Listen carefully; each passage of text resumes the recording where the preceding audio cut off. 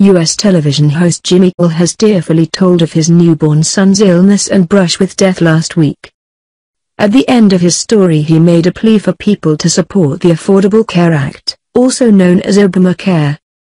He said, "No parent should ever have to decide if they can afford to save their child's life."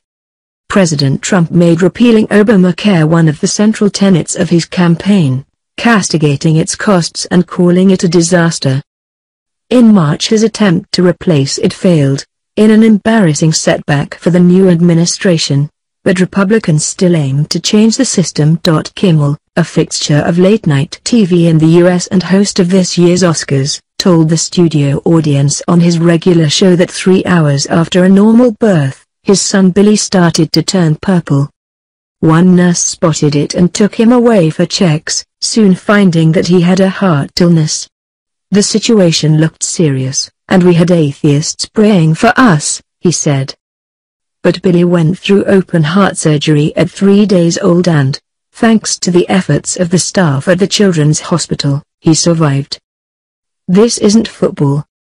You know, before 2014, if you were born with congenital heart disease like my son was, there was a good chance you wouldn't be able to get health insurance because you had a pre-existing condition, Kimmel said. If your parents didn't have medical insurance, you might not live long enough to even get denied. He continued, "If your baby is going to die and doesn't have to, it shouldn't matter how much money you make. I mean, I think that's something that whether you're a Republican or a Democrat or something else, we all agree on that, right? This isn't football. There are no teams. We are the team. No parent should ever have to decide if they can afford to save their child's life. It just shouldn't happen, not here." One of the people behind the Affordable Care Act, Andy Slavitt, tweeted that those who watched Mr. Kimmel's monologue should use it as inspiration to lobby Congress. "Remind me, what is Obamacare?" The Patient Protection and Affordable Care Act, the law's formal name, aims to decelerate the growth of U.S. health spending, which is the highest in the world. Obamacare is kept solvent by an individual mandate that requires Americans who do not receive medical insurance through their employers, or free health care from the government, to buy such coverage through government-run websites called marketplaces. The program offers subsidies to make health insurance more affordable and aims to reduce the cost of such policies by bringing younger, healthier people into the medical coverage system. Obamacare also requires businesses with more than 50 full-time employees to offer health insurance. Why is it so controversial? There are around 20 million additional Americans who now have health insurance under the law. But the program has been rocked by premium hikes, which were a problem before Obamacare, and a trio of national insurers abandoning the online marketplaces. Its individual mandate is unpopular because many uninsured Americans who end up paying tax penalties are low to moderate income workers juggling rent, car payments or student loans. But the law is popular, too, because it bans insurance companies from denying health coverage to people with pre-existing health conditions and allows young people to remain on their parents' plans until age 26. Obamacare has also defied Republican predictions that it would bloat government expenditure. Jimmy Kimmel opened his late-night show Monday on a very serious note. "I have a story to tell about something that happened to our family last week," he said on ABC's Jimmy Kimmel Live, as he started to get choked up. "I'm sorry. You know, I try not to get emotional, but it was a scary story. And before I go into it, I want you to know it has a happy ending, okay? So when I'm telling this, don't get too upset. Leave that to me."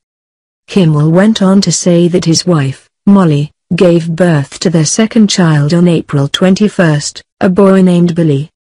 Everything seemed normal at first, until a few hours later, when a nurse discovered that he had a heart murmur and noticed his skin was a bit purple. Kimmel described the terror of watching a group of very worried-looking doctors and nurses try to figure out what was wrong with his newborn son. Eventually, They told him that Billy was born with a heart disease and would immediately require surgery. They took Billy in an ambulance to Children's Hospital Los Angeles, where he had open heart surgery. "It was the longest 3 hours of my life," Kimmel tearfully told the audience.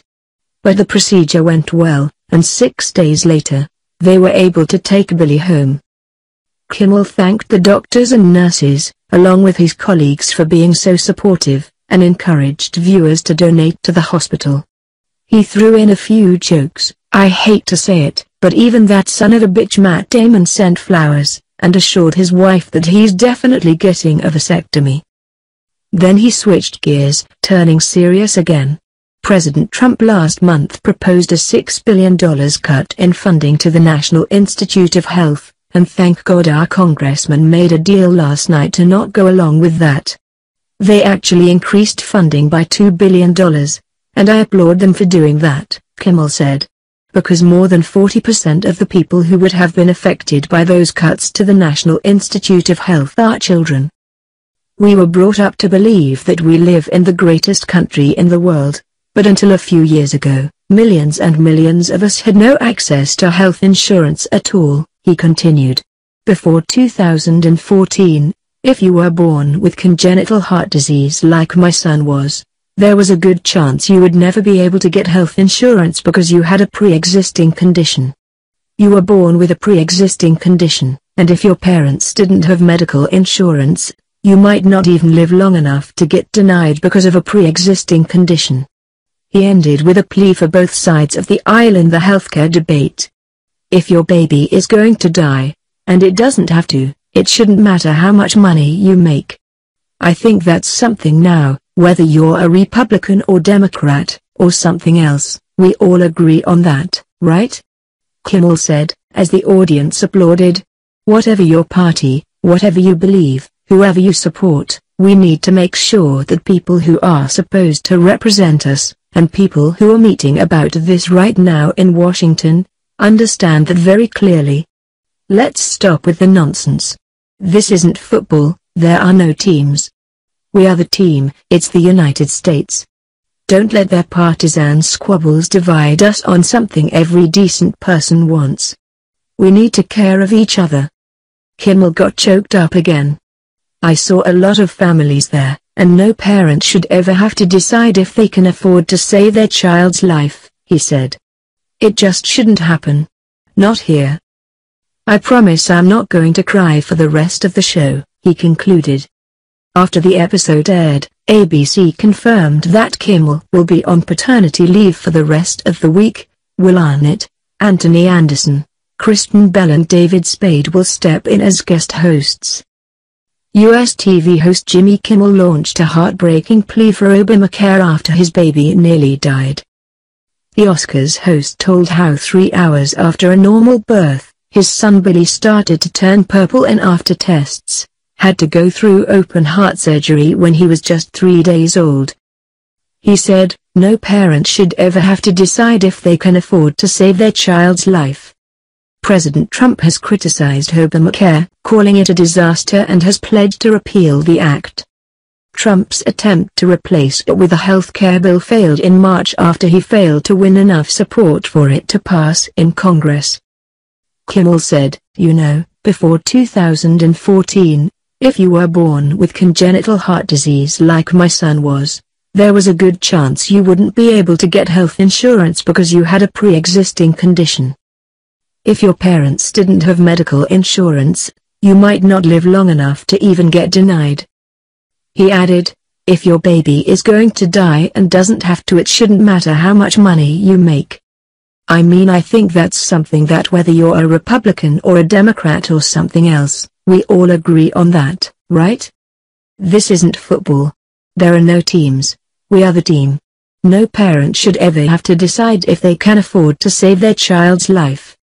It just shouldn't happen, not here."